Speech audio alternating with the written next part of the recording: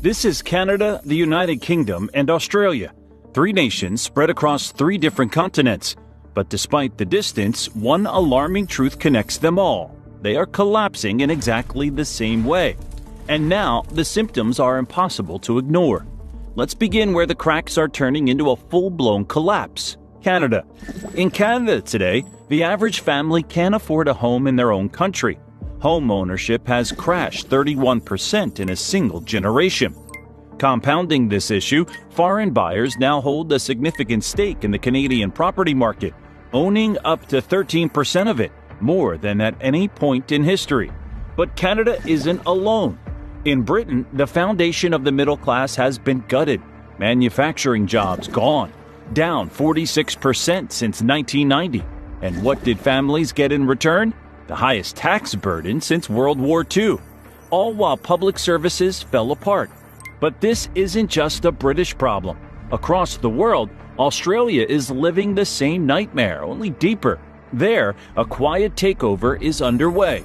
Foreign corporations now control 80% of the country's critical resources. And the dream of home ownership? Dead on arrival.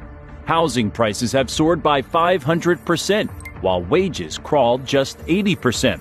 Young Australians are being priced out of their future in their own country.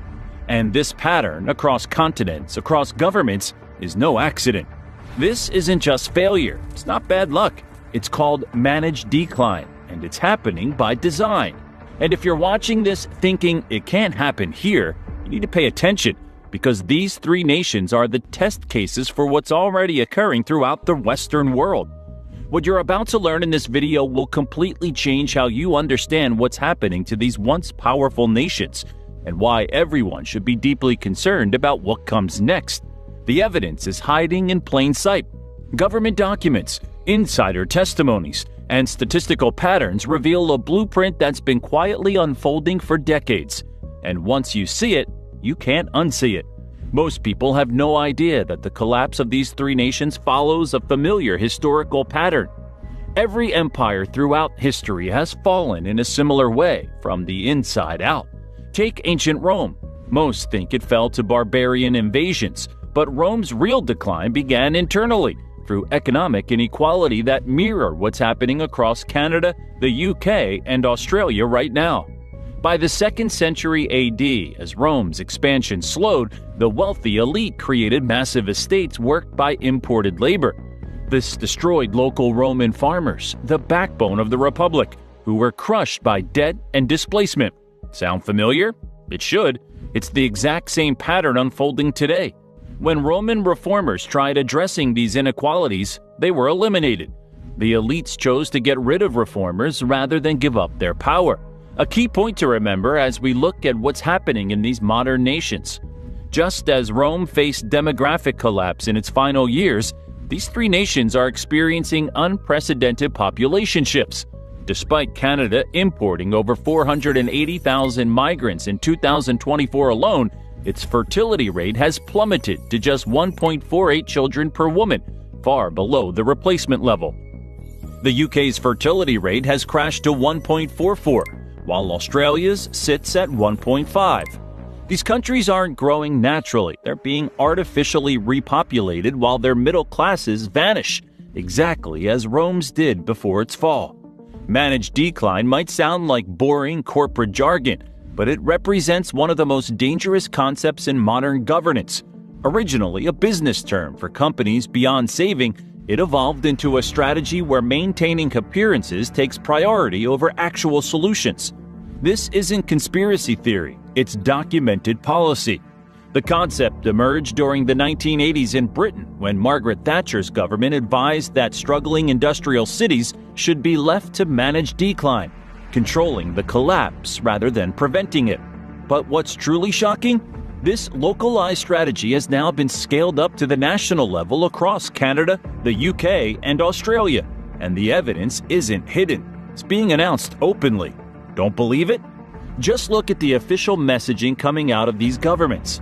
Their infamous "you'll own nothing and be happy" rhetoric wasn't just a meme, it's becoming the reality for millions. In Australia, government reports warn of a generation of forever renters, as home ownership slips out of reach for younger Australians. In Canada, nearly a third of people under 40 now say they expect to rent for life, according to recent surveys.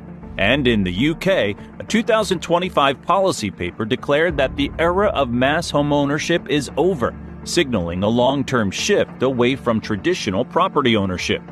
If this is your first time hearing about managed decline, prepare for a rude awakening, because once you understand how it works, you'll start seeing it everywhere.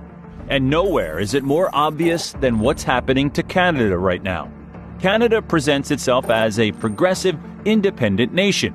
The reality? It's being transformed back into a resource colony before our very eyes. Here's the playbook being implemented with frightening precision. First, domestic production gets strangled. Since 2009, business investment per worker in Canada has fallen by 20%, according to Statistics Canada, part of a broader trend tied to weaker market competition. Meanwhile, productivity has stagnated. Canada also recorded only 1.1% growth in real GDP per capita between 2014 and 2024, making it the second worst performer among 38 high-income countries. Second, the market gets flooded with new consumers. Canada now has the highest population growth in the G7, with 98% coming from immigration. This creates artificial GDP growth on paper while masking collapsing living standards. Meanwhile, the housing market has detached completely from economic reality. The average Toronto home now costs 11 times the median household income, more than double what financial experts consider remotely sustainable. Young Canadians aren't just unable to buy homes, they're spending up to 60% of their income on rent alone. The numbers are staggering. In March 2025, the average home price in Toronto hit $1.4 million, while Vancouver topped $1.7 million. Meanwhile, the median annual income in these cities hovers around $100,000. The math simply doesn't work anymore. And who's buying these properties? Foreign investors purchased tens of thousands of Canadian homes in recent years, with many left empty as pure investment vehicles. In fact, things got so bad that the federal government extended its foreign buyer ban to 2027. Statistics Canada data shows that non-residents owned about 7% of condos in British Columbia and 5.6% in Ontario. Clear evidence that investment demand has distorted housing supply. But wait, you might be thinking, isn't this just normal economic evolution? Think again. Most Canadians never even noticed when, back in 2015, former Prime Minister Stephen Harper publicly dismissed the middle-class prosperity platform as outdated. At the time, it sounded like political posturing. But in hindsight, it reads more like a warning, because what followed was a slow, calculated dismantling of the economic foundations that once upheld middle-class life in Canada. But here's the truly mind-blowing part. Canadian policymakers aren't failing to solve these problems. They're just ignoring the inevitable. When asked what happens if Canada's housing bubble finally bursts, analysts warned that it could trigger a financial crisis with ripple effects far beyond real estate. As Jacobin notes, Canada's housing market has become a tinderbox propped up by speculation, lax regulation, and blind faith in endless appreciation. If the bubble pops, it won't be a surprise. It'll be a disaster foretold. That's right, the system isn't broken. It's working exactly as designed. If you think Canada's managed decline is shocking, just wait until you see what they've done to Britain. It's the same blueprint, just a more advanced stage. And what you're about to discover will make you question everything you thought you knew about modern economics. The United Kingdom, once the workshop of the world and birthplace of the Industrial Revolution, is now experiencing the fastest deindustrialization of any developed nation in history. British manufacturing, which represented 30% of GDP in the 1970s, has collapsed to just 9% today. Meanwhile, London's financial services sector has exploded, creating enormous wealth for a tiny minority while the rest of the country withers. What makes Britain's situation particularly alarming is the tax burden citizens now face. UK residents endure the highest taxation levels in over 70 years, higher than in countries like Canada, Switzerland, and Ireland, yet receive deteriorating public services in return. and it's forecast to get even worse. Government projections show the tax burden climbing further in the coming years, setting new post-war records while offering little relief to a population already feeling squeezed. A closer look at the numbers tells the shocking story. The average British worker now loses 30 to 40% of their income to taxes when all direct and indirect taxes are calculated. Yet National Health Service waiting lists have hit 7.8 million people as of March 2025. Schools are crumbling with an estimated £13.8 billion repair backlog. And over half of Britain's roads, more than 107,000 miles, are now less than 15 years away from total failure. Where's all that tax money actually going? The most revealing statistic might be this. While ordinary Britons face crushing tax burdens, more than 72% of Britain's top corporations pay less than 10% effective tax through complex offshore structures. And these same corporations are snapping up the very infrastructure being neglected by the government. Thames Water, the utility serving 15 million people, is now majority owned by foreign investment funds, including entities from Canada, Abu Dhabi, and China. While the company has not paid dividends to external shareholders since 2017, it has continued internal payments to service its substantial debt. Across England, water companies are projected to distribute £14.7 billion in dividends by 2030, even as customers face increasing bills to fund essential infrastructure repairs and address sewage pollution. But the most terrifying part of Britain's managed decline? The erasure of property ownership. Home ownership among Britons under 35 has plummeted from 65% in 1996 to just 28% today.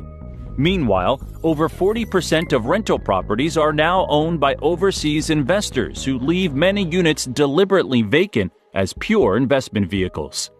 And who's buying these properties? In London alone, nearly 27% of all homes sold in the first quarter of 2024 were snapped up by foreign buyers, 3% from the year before. Chinese and Middle Eastern investors led the surge, while American investment giants like BlackRock continued expanding their portfolios by acquiring large numbers of former public housing units. The message couldn't be clearer.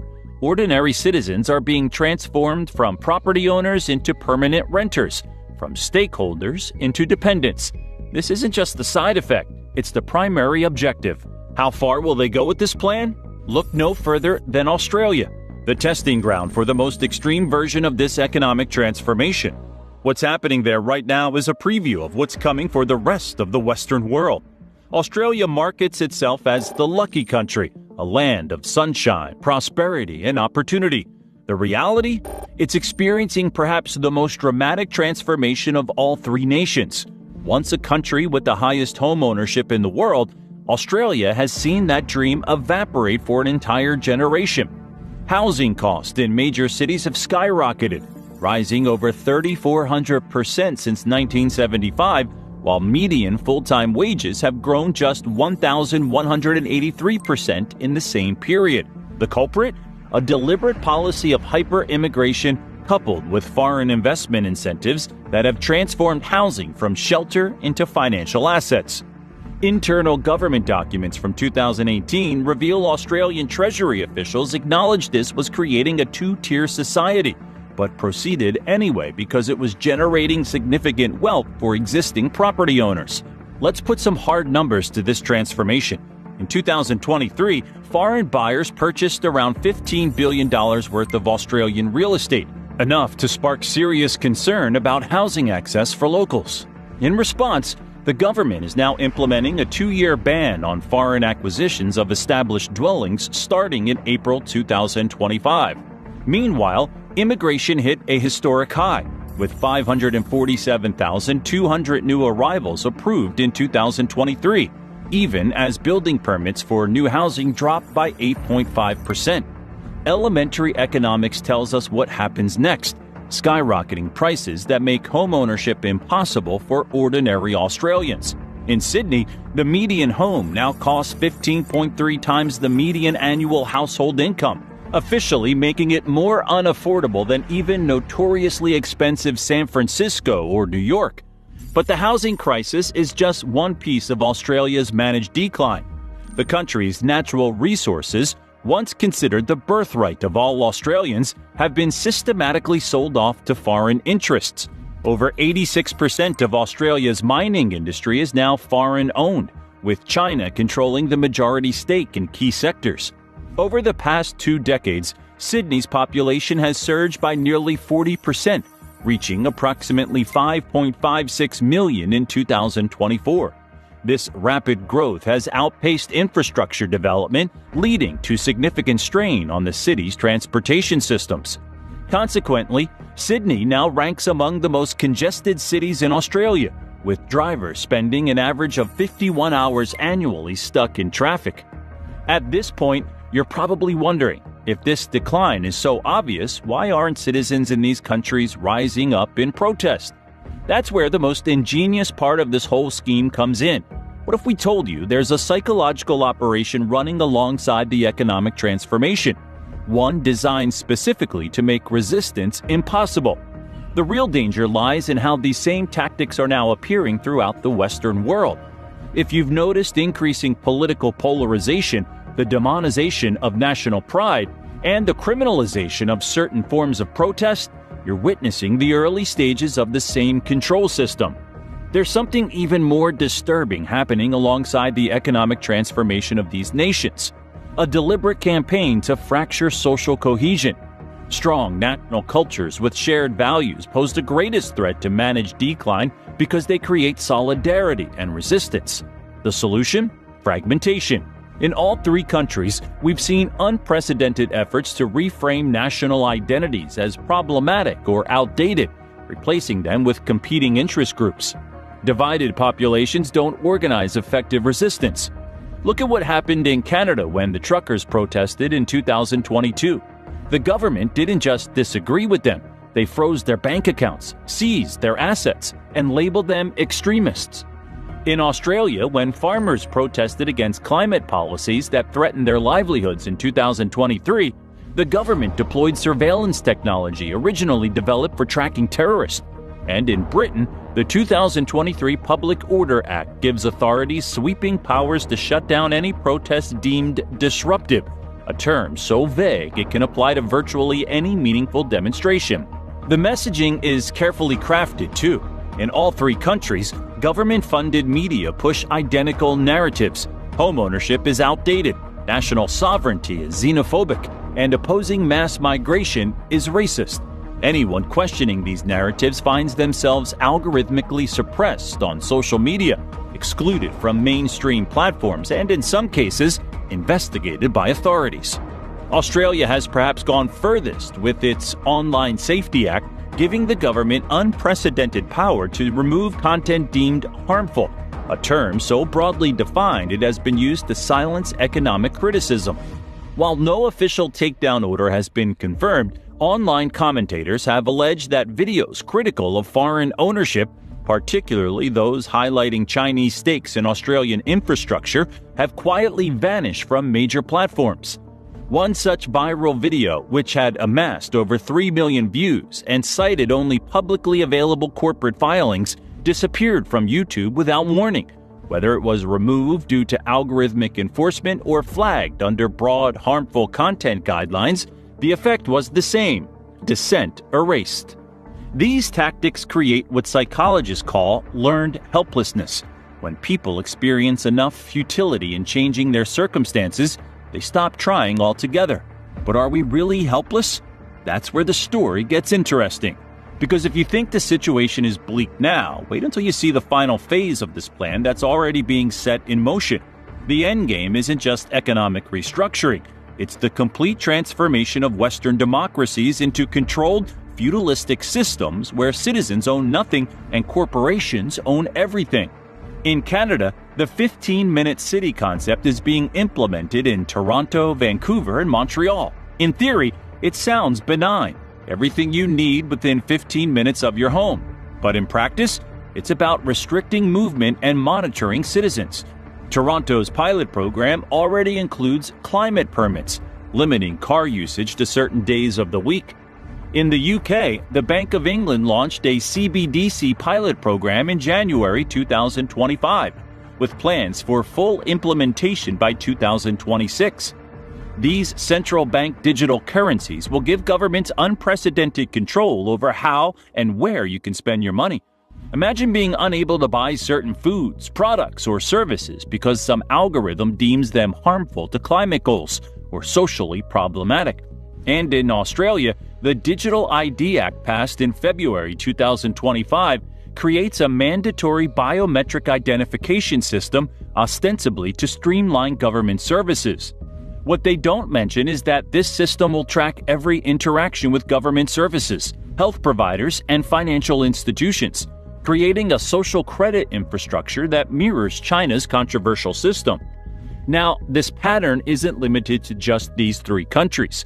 The same warning signs are flashing across the Western world.